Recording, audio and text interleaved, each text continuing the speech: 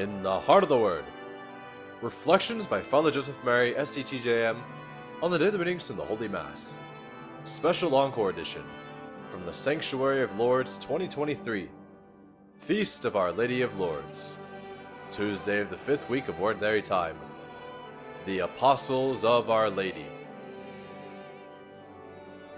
God bless you, dear family. Today in the Heart of the Word, we have the extraordinary moment when Jesus, risen from the dead, appears to Mary Magdalene.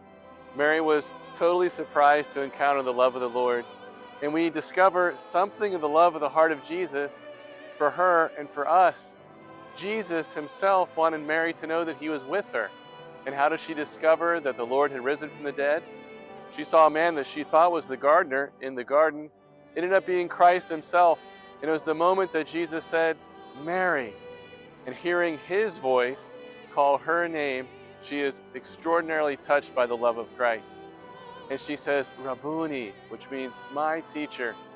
And what does Jesus say? "Stop holding on to me now, for I must go to my Father and your Father, but go and tell my brothers that I have truly risen from the dead." And Mary goes and she proclaims to the apostles all that she has seen. The Lord chooses whom he chooses, my brothers and sisters. Mary Magdalene was a living miracle. Jesus had exorcised 7 demons from her, and she was the one that was chosen in the order and logic of love to go tell the apostles nothing's impossible for God, not her conversion and not the resurrection of Jesus from the dead. Here at the Basilica of Our Lady of Lourdes, we're reminded of Saint Bernadette.